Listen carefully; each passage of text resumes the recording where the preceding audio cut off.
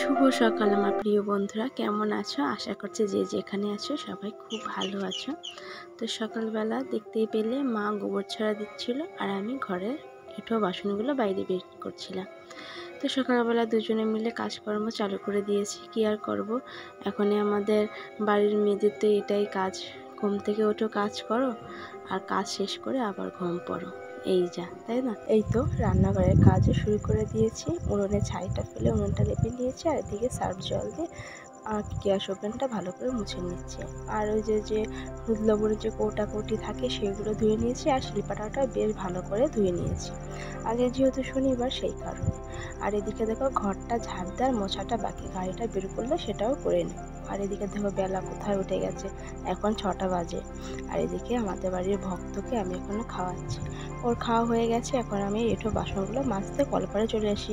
আর ঘরের কাজ আর করতে পারলাম না, দুষ্টু বাবাকে ডাকলাম, বললো একটু পরে উঠবে। এখন ঘরের বিছানা না তুলে না আমার কোনো কাজই করতে ভালো লাগে না, ঘর ঝাড় দেওয়া বলো আর ঘর গোছানোই বলো।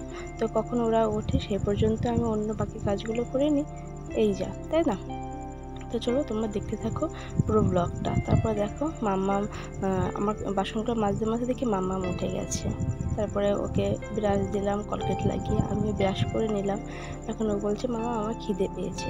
তারপর একটু ছাতু, চিনি, সামান্য চিনি আর লবণ দিয়ে ওকে আর কি মেখে দিলাম। ও আবার এভাবে খেতে পছন্দ করে, শরবত মতন করে দিলে ও খেতে পছন্দ করে না। তো এরকম দিলে ও নিজে আর কি গুলিয়ে খায়। তো এটুকুই দিলাম, সকালবেলা ওর খাওয়া হয়ে যায়। আর আমাদের সকালবেলা আমাদের বাড়িতে ব্রেকফাস্ট বলে কিছুই হয় না, ঘরে মুড়ি বলো, বিস্কিট বলো, টুকিটাকি খাবার দাবার থাকে। কারো যদি কোথাও খুব বেশি খিদে পেয়ে যায় তাহলে তোমরা এগুলো বের করে খাও, কিন্তু আলাদা করে যে একটা চা করা বলো, টিফিন করা বলো, সেসবগুলো হয় না। কারণ ঘুমের থেকে উঠেই আমার রান্না তোড়জোড় করতে হয়, বাবা মাঠে যায়, মাঠের থেকে এসে ভাত খাওয়ার জন্য তাড়া লাগায়, এর জন্য আমার ওসব করার সময় হয় না, এই যা। এবার দেখো বিছানাটা গুছিয়ে নিয়েছি। এখন এই যে দুষ্টু বাবার জামা কাপড়গুলো আমি সুন্দর করে ভাঁজ করে আমাকে আলনায় সাজিয়ে রাখলাম। আর এইদিকে ওই দেখো চাদরটা দিয়ে রেখে দিয়েছি, কারণ এত পরিমাণে ধুলো হয় না, ধুলো একদম পুরো ধোয়া কাছে জামাগুলো একদম পুরো ধুলো মাটি হয়ে যায়। তারপর একটু মুছে নিলাম শোকেসটা, এগুলো রোজ দিনের কাজ। এগুলো যদি না মুছে নিই না, একদম এত ধুলো হয়ে থাকে, কোনো কিছু ধরার উপায় থাকে না, এই যা। তারপর দেখো আমার এই সাইডে এই যে পর্দা দিয়ে দিয়েছি, কারণ এরকম এলোমেলো হয়ে থাকে আর দেখতে একদম ভালো লাগে না। এই জন্য পর্দা দেওয়া থাকলে অতটা বোঝা যায় না বাইরের থেকে ভেতরে কী অবস্থা, কী পজিশনে আছে, সেই কারণে আমি একটু মুছে নিচ্ছি। বাকিটা দেখো আমার মাম্মা সব এলোমেলো করে রাখে সব কিছু।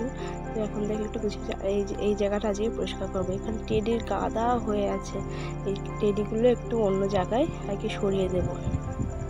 আর এই যে দেখো এই যে হাতে আঁকা ছবিটা আমি বিয়ের আগে হাতে এঁকে আমার হাজব্যান্ডকে দিয়েছিলাম, ওই যে দেখেছো ওপর ফাঁকা রয়েছে, ওই জায়গাটায় লাগানো ছিল আর কি, ভুলে গেছে, আবার লাগাবো।